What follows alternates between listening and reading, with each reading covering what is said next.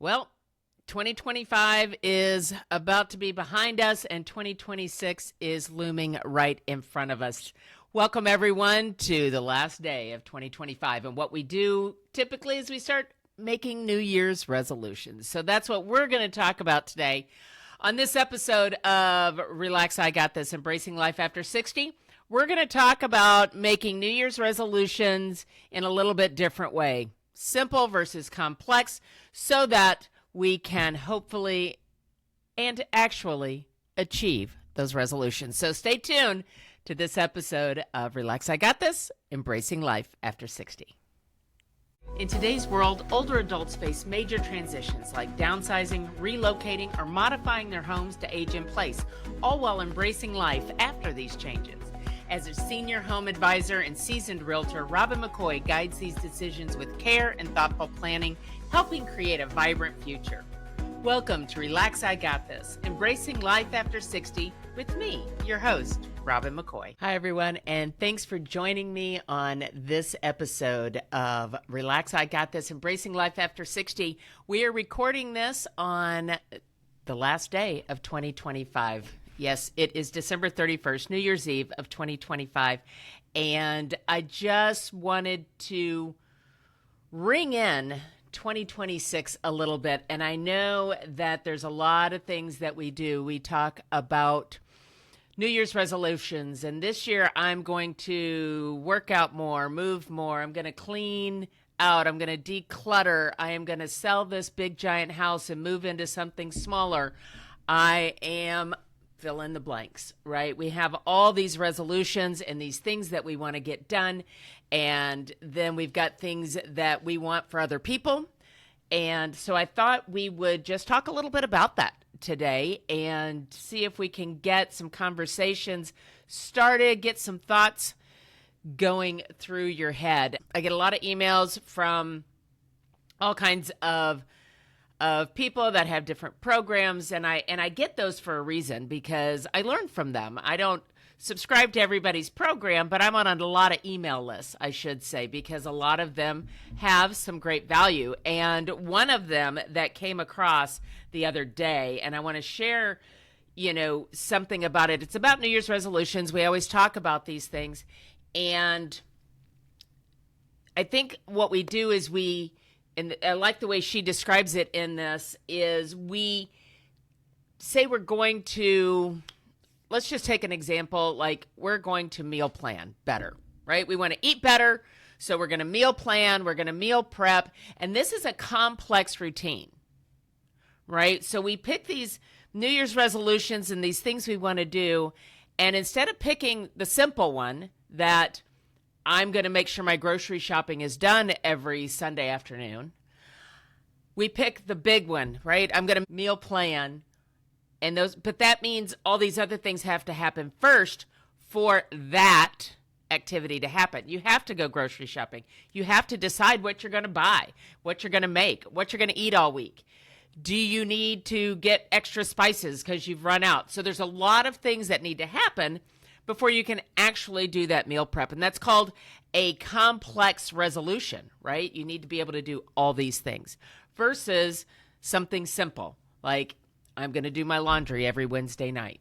Because other than getting it out of the washer and into the dryer and then back into the closet, there's nothing in front of that you have to do for the laundry to just fall apart, right? So I want to talk a little bit about that, because as we look into 2026 and we look at ourselves and those of us that may be looking at a decluttering situation or a downsizing situation, and you just don't know where to start, right? And you look at it and you say, okay, I've got to get rid of all this stuff. I've got to get rid of this whole house worth of things. And it becomes overwhelming. And so it's complex, because maybe we have to get the kids to come and get their old stuff out of the house. So we need them to do that. And then we've got, boxes full of photographs that we have to go through. And maybe we've got a set of For me, it was a set of books, right? A set of books that I collected over the years and getting through that process to let those things go. And so this is a complex resolution because there's a lot of things that have to happen for that room, that garage, that closet, that house to be all those things in it eliminated enough for you to go on to the next goal, which may be, I'm going to sell this house and I'm going to go move into something smaller. I'm going to sell this house and I'm going to move into a one-story home. Or I'm going to buy a condo that I can lock and leave so I can travel the world. Whatever those goals are, ultimately that's the goal, but we've got to get through all these things first. I was talking to a good friend of mine. She is a number of years younger than me. She is in her 30s, and so her parents are my age. Her parents are in the Gen X era, if you will, and you know, my friend is always saying, you know, your generation, you guys hang on to so many things. And my parents, they've got all this stuff. They've got a commercial building, and then they've got a storage building behind their house or behind the commercial building, and they've got all this stuff. And she says her mother wants to organize, but what she wants to do, and, you know, she said organizing is different than decluttering. And I think a lot of times people have a problem with the word declutter as well. Let's just eliminate things from our lives. Let's just eliminate some of the unnecessary things from our lives versus calling it decluttering because it's kind of a negative connotation. Well, when I was talking to my friend, and she's like, I try and help her, and she just wants to take everything out of the laundry room and put it all back in. And instead of getting rid of these 9 bottles of different cleaning products and just having the one. And I tried to explain to my friend that she can't want it for her mother more than her mother wants it, right? Her mother is not going to get rid of all this stuff because she wants her to. She has to want it. And there has to be a goal on the other end of that as to why her mother wants to get rid of all the things in the storage shed and all the things in the commercial building and all the things in the house and all the things. If she's not ready to do it because she doesn't have an ultimate goal of maybe moving or doing something else with that space, she doesn't see any reason to do it right now. And so as much as my friend wants to get rid of all this stuff in her parents' house, and it frustrates her until her parents have the goal of why those things need to be gone, it's not going to happen. It's just not going to happen. So we need to, if we're working with aging parents or aging loved ones, we have to meet them where they are. If we're talking about ourselves, meet yourself where you are, right? So Dana K. White says in her book, Decluttering at the Speed of Life, she says, if you can see it, clean it, right? So if you walk in the front door and the first thing you see is the dining table that is full of whatever is piled on it, then that's the first thing to clear. Or it's the kitchen counter. So if you see it, clean it. And quite honestly, most of this stuff may only take 15 minutes. Sometimes it may take an hour. It depends. And sometimes maybe it's not completely clear, but it's functional. It's better. In my personal experience, my husband and I are both pilers. We are both pilers. We come in, we just drop things on the counter. My husband hasn't thrown away a receipt in his whole life, I don't think. It comes out of his pockets and it stays there, and then I go and I throw them away. I just pile things. Things that don't have a home, things that just get set down and left there. And so this is my struggle, is to go find the place where this is going to live. If it is this pen, is this pen going to live here? Is this where I'm going to look for it? Or is it going to live over there in that drawer? Or over there in my office, or over there by the sofa where I'm going to use it? Where is the pen, the stapler, the tape dispenser? Where are these things going to live? and putting things there immediately. Now, for, again, me, piler, counter, kitchen counter, so like embarrassed by this that I wouldn't let people in my house. I didn't want anybody in my house. It's not a hoarder situation. It's a piling situation. And now I cleared all that off. And now I look at it and say, oh, I could have somebody over here, right? What prompted it? Outsiders coming into my house over the holidays. Our daughter's boyfriend never being to the house for the first time. Outsiders coming in. And that is what prompted it. And I said, okay, this was not hard. This was not hard. So what I would suggest, or what I would like you to consider, is as you're sitting there tonight or tomorrow and you're like, okay, 2026, that is the year I'm getting rid of all this crap in this house. I would make the suggestion that you back it up just a little bit. Back it up and look at that closet. This is the year I'm going to start with the closet and get rid of the puzzles that are missing pieces, the jackets that nobody wears or that don't fit, anything that is in that hall closet that doesn't belong in the hall closet, and get that stuff out of there, because once you have that, that's progress, and it's always progress over perfection. Unfortunately, we are always looking for the perfection and not the progress. After that is completed, then maybe you move to the countertop or one kitchen cabinet or the drawer, the junk drawer, because everybody has one and it's usually in the kitchen. So maybe you go through that drawer and you take out all the batteries that don't work anymore, or pens or highlighters, or the spool of thread that has unrolled and tangled itself all over everything, or the pair of sunglasses with the missing lens. We all have it. We all have it. And so take it one step at a time and congratulate yourself on the progress that you're making. On the progress that you're making. Not perfection. Not perfection. Not that you have to start at that front door and by the end of the day and work 8 hours at it and pull everything out of every cabinet, drawer, shelf, room, closet. And now it's all over the house and you're 6 hours in and you're exhausted and you've gotten nowhere. Progress over perfection. Say I've got 15 minutes and I'm going to do this. Right? We don't want to pick the complex resolutions that for the goal to be met,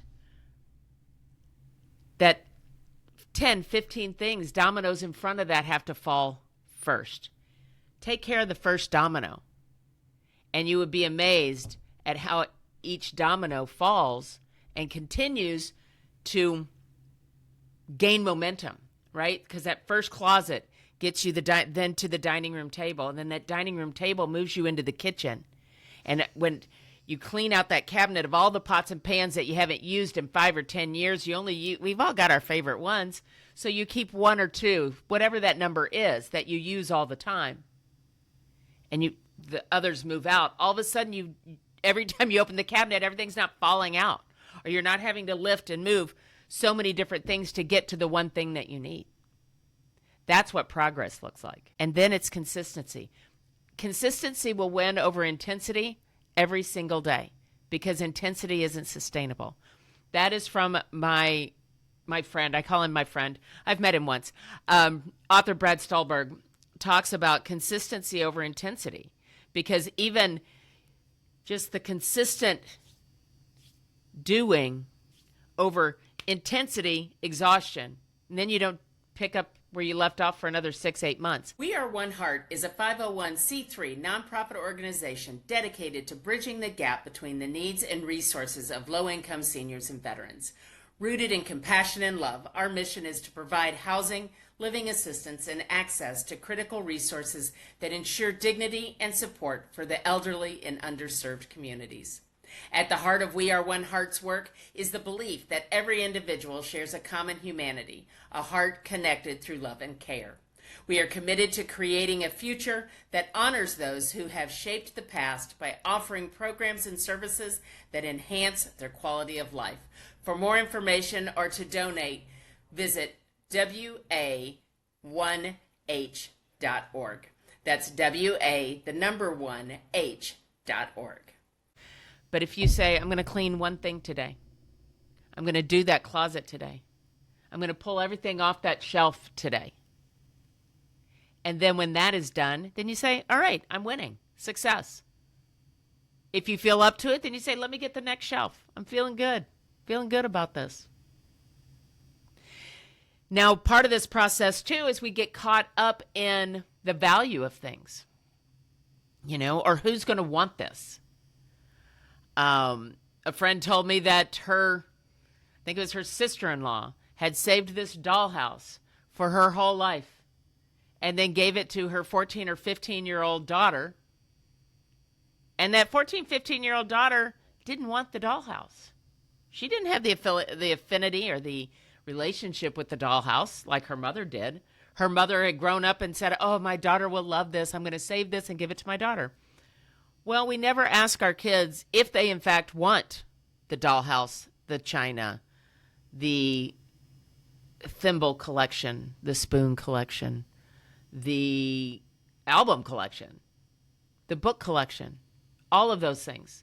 We never stop and ask our children, our nieces, our nephews, our grandkids, if they in fact want that stuff. If they do, awesome. Go ahead and bless them with it now so that they can use it, not waiting until you're dead, frankly. If they don't want it, don't get your feelings hurt. Don't get your feelings hurt. Because there are things that your mother had that you don't want or didn't want, and now you have them. And so you want to just pass those on to your child because it was passed on to you and you feel like you should. If people want your things, awesome. Bless it with them now and let them have it and use it and enjoy it. And you can watch them enjoying the dollhouse, the china, reading the books. If they don't, it's okay to send that out into the universe and let somebody you don't know use it, love it, enjoy it. Okay? Lots of ways to do that. A lot of people feel there's a lot of value in things, and maybe there is. Unfortunately, there's not often as much value as you might think. My wave one of decluttering, I'm not going to lie, I spent close to a year putting this together because I kept finding more things to go into this online auction I was doing. I did it through Max Sold, which I think is a great alternative. It's not for everybody, but it was great for me because you put it all up on a website. They do all the marketing. They handle all the money. And then on one day that you choose, everybody comes and picks up whatever it was that they purchased. So for me, that was great. What took me so long is I just kept finding, oh, that should go in. Oh, that. And then I would get busy. Just do it. Just do the thing. And then let people come and get your treasures. My book collection, it went to somebody that actually wanted them. My fear was going to go to a reseller. It actually went to a young man who is a big fan of the Stephen King books, and he was very excited to have them. And I was excited for him to have them and enjoy them. I had a designer purse that should have gone for a whole lot more money than it did. And I have to be okay with that. So there's value. It's just like when somebody says, how much is a house worth? A house is worth what somebody's willing to sell it for and what somebody's willing to pay for it. That's the value. And so it's the same thing. What are you willing to sell something for? And what is someone willing to pay for it? So with my first wave one of my online auction through Max Sold, I think I had, I don't know how many lots, a lot of stuff. I had a lot of stuff. And most of it, not all of it sold. And some of it sold for a couple of bucks and they didn't come pick it up. And that's fine. But a lot of my really big stuff, a treadmill, the books, just a lot of things. It all went. And I'm going to net almost $1,000, which is fine. But it made me feel good that it's gone. So now I've got room to look. And this is mostly stuff that's on shelves in the garage. Boxes that I have moved and moved and moved. So the goal is to now go through those boxes and start putting things And if it's worthy of having another full-on auction, I will do that. Otherwise, I will donate it or I will sell it individually or whatever. But you have to be okay with what people are willing to pay for it. Now, if you're not, if you don't want to risk somebody undervaluing something, then you need to sell it on your own. And maybe you need an appraiser or maybe you need another avenue. But I will tell you, most of the time, not 100%, so don't come at me with, well, my china's worth this because of that. Okay, it may be. It may be. Mine was not. Mine was not. Mine was bought at a retail store here in Dallas. It is not any, it's not handmade in Germany or whatever. So it wasn't. But you have to be okay with whatever people find the value to be. But take it in waves. When I first started putting this thing together, I thought I had to have it all in there. I had to have it all in there, get it all done at once. And that's why it took me a year. And I finally said, Robin, stop it. Just get rid of wave 1, and then you can deal with wave 2. And I feel so much better about it. I feel so much better about it. So when we make these resolutions, and especially if it's, I really need to sell this house, I really want to move somewhere else, but I don't know where to start. That's what our Gentle Transition webinar is all about. It's a free webinar that we do every month. We'll put a link down below in the show notes so you can register for the next one. But it's just about taking it step by step. And whether it's for yourself or you're trying to help your parents or other aging loved ones, it's a gentle transition, right? For whatever reason. And you can say it's the generation, you can say whatever it is, because what it is what it is. And it just helps people get through the process. My last webinar, one of the attendees said he has been retired from teaching for 30 years. And it's time to go finally get rid of all of his classroom things that he has saved. 30 years. I talked to a lot of educators, and they're the same way. They've saved all the things from their classrooms, thinking they're going to give it to somebody, or somebody can use it, another teacher perhaps, all these things. And in fact, it sits in boxes in a closet in the house for decades. So as part of that start small, the simple resolution versus the complex, if you are a former educator that still has all of your classroom supplies, why don't you go take those and donate them to the school? Donate them to a daycare center. Donate them to where they're going to get used versus sitting in the closet. Because somebody out there needs those things. And you have the ability to help them. And you're not going to use them again. It's been 30 years since you retired from teaching. So I would say start small. Think about the one place where you've got something stowed away and you know what's in there and you've just ignored it for 30 years because it's not hurting anything.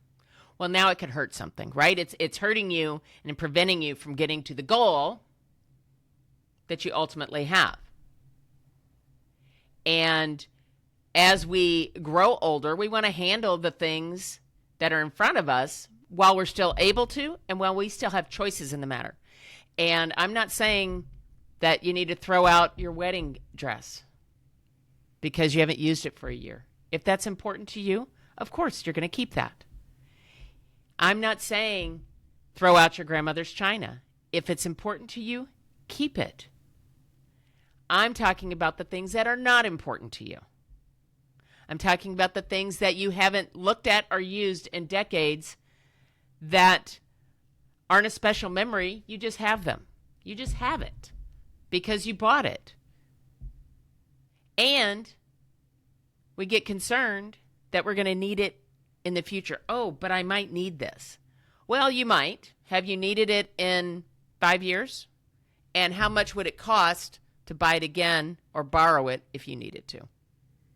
Right? So that's what I would just want to kind of talk about on the resolutions. As you sit there thinking about all the big things you want to accomplish now in 2026, and you're kind of beating yourself up because you said you were going to do it in 2025, think about that resolution that you made. Is it a complex resolution or was it a simple one? I'm going to clean the closet out. I'm going to clean the counter off. I'm going to get rid of my classroom materials. Or is it the complex one that says, I'm cleaning out this entire house and I'm going to do it all by March 1st? Because that's probably unrealistic. There's too many things that have to happen in front of that. So think about your resolutions. Think about one step at a time. Think about the choices that you want to make. Think about where you want to be in 1 year, 5 years, 10 years. And what are the things in front of that goal that need to be taken care of? Some of them as simple as cleaning out the junk drawer. Or maybe it's something bigger like revising your will, getting the trust in place. Things that need other people's participation.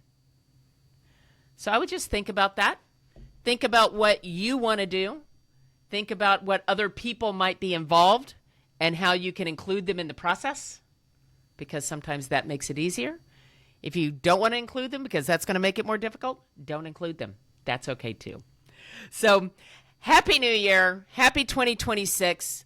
Let's live life in our way, by our choices, and with our goals. Thanks again for another year of Relax, I Got This, Embracing Life After 60. I'm so looking forward to 2026 and sharing everything that I learn and the people I meet with you. So please hit the subscribe button. Make sure you share this with the friends and family so everybody can get the good word here. My name is Robin McCoy. I'm a realtor and senior home coach and your host of Relax, I Got This, Embracing Life After 60. Thank you for joining me on Relax, I Got This, Embracing Life After 60. I know that time is our greatest asset, and I appreciate the time that you spend with me. If you're finding the information on this podcast useful, please subscribe to the channel on your favorite platform so that you never miss another episode. Don't forget to go to our website where you will find additional resources, downloads, and coaching programs. Once again, thank you so much for tuning in, and we'll see you next time on Relax, I Got This, Embracing Life After 60.